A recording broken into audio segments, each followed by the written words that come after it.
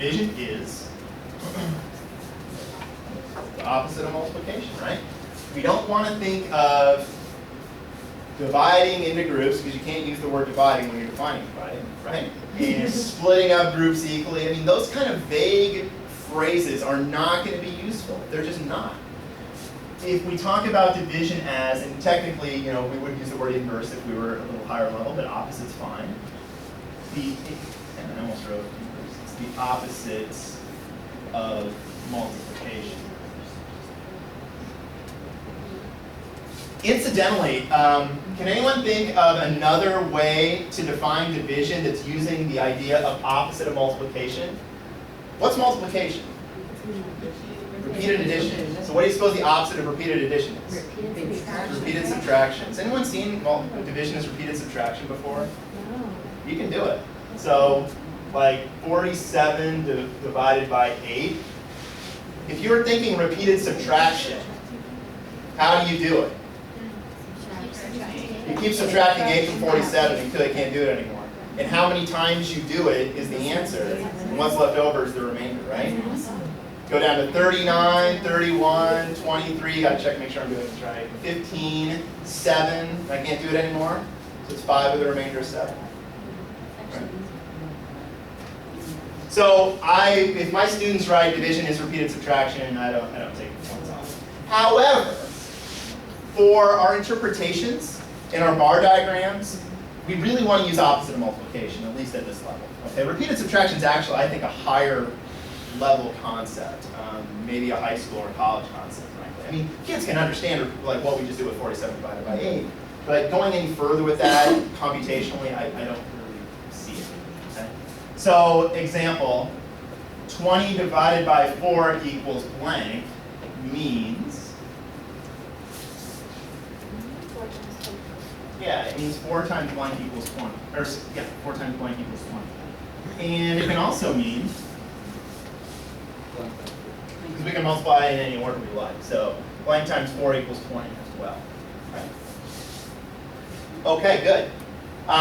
So what we're going to do is we're going to kind of keep going with what we've just done. Okay? We can turn division problems into multiplication problems, missing factors.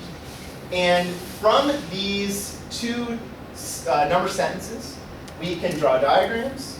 This is where our interpretations of division come from. Okay? Just like subtraction, where we had kind of 3 different ways that subtraction can kind of appear in the real world through word problems. There are 2 fundamentally different ways in which division can come up, right? And they are corresponding to these number sentences, right?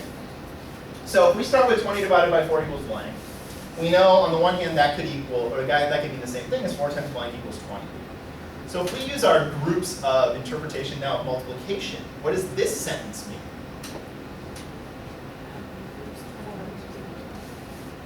Yeah, I mean, either way, I mean, I think I've stated this, I just want to stay consistent. I think I said 3 groups of 5, 3 times 5 is 3 groups of 5. So 4 times blank is going to be 4 groups of blank. Okay, so I'm just going to stick with the first number being the number of groups. Just, I mean, in the long run, it doesn't really matter, just want to stay consistent. So I'm going to call this 4 groups of some number equals 20. 4 groups of what is 20? But what about this one? How many groups of 4 is 20? Or blank groups of 4 is 20, right? 2 fundamentally different approaches. So this is poorly worded, I apologize. 20 is how many groups of 4?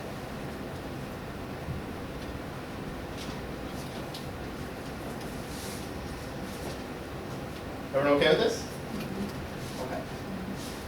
Keep this in mind, because when it comes time to talk about division of fractions, we're going to use these same ideas, and it is going to make a lot more sense. It's going to be a lot more clear if we think about it this way. Okay? Pictures. We're drawing a bar. 4 groups of some number equals 20. So we want to draw a bar, because we're going to be drawing bars pretty much all day tomorrow, so we want to get the hang of it. What am I going to do this bar to represent this statement, or the question, 4 groups of what is 20? Split it into 4 pieces. So there's 4 groups. I need to put a 20 somewhere on this diagram and a question mark somewhere. The whole way is 20. Is that what that is? That you're drawing a brace in the air? Yep. And I'm bad at drawing braces, so I'm just going to hardest thing. I'm just going to do something. And the question mark is the what. Like how much is in one group. So I'm going to put a question mark in one of these boxes. So this diagram represents this situation. 20 is 4 groups of how many, or 4 groups of what? Everyone okay with that? On the other hand, what would my picture look like here? I'll get you started. Draw a bar. So 20 is how many groups of 4? So 20 is the whole way, right? And now I know the opposite piece of information, right? Instead of knowing the number of groups, I know the size of each group. So maybe I could just do something like this. Each group is size 4. What I don't know is how many of these boxes fill up the whole. So I'm just going to do like a ... question mark. And this question mark with the dots implies that the question is how many boxes fill up the whole. Okay? And let me show you an example of why even something as trivial as this ... is so important. If I erase the ... what does it look like the question mark represents? 20 minus 4. Right? It looks like the question mark is asking what's left over. So the ... separates that and implies that we're actually looking for how many boxes fill up the whole. And it's a little thing, but it's the difference between subtraction and division. We're okay so far? Okay, so we have names for these interpretations. Different books might give them different names. We call one of them partitive and one of them measurement. My students always mix them up. So my little hint for remembering which is which is the name of the interpretation is the piece of information that is known. You always know the whole, right? And you either know the number of groups, and if you have parts as a synonym for groups, then you might know the number of parts. In which picture do I know the number of parts, left or right? So that's partitive. If you know the number of parts, it's partitive.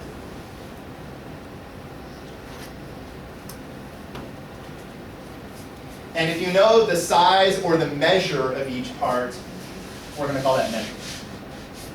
Now, again, the use of these interpretations is, I mean, again, I very much doubt that you're going to give your kids a vocabulary quiz about partitive and measurement. You're more likely to just want to make sure, because a lot of times we think of division as sharing. And if you have sharing is partitive, right? You have 20 cookies, and you have 4 students, and you want to divvy them up equally. How many cookies does each student get? And that's a very common way of thinking about a division problem. But you don't want to have partitive. What happens if they leave you and they get a measurement example? They need to recognize that that's also 20 divided by 4. So as an instructor, you want to have examples that use both. So students are comfortable with the fact that both of these interpretations lead us to division.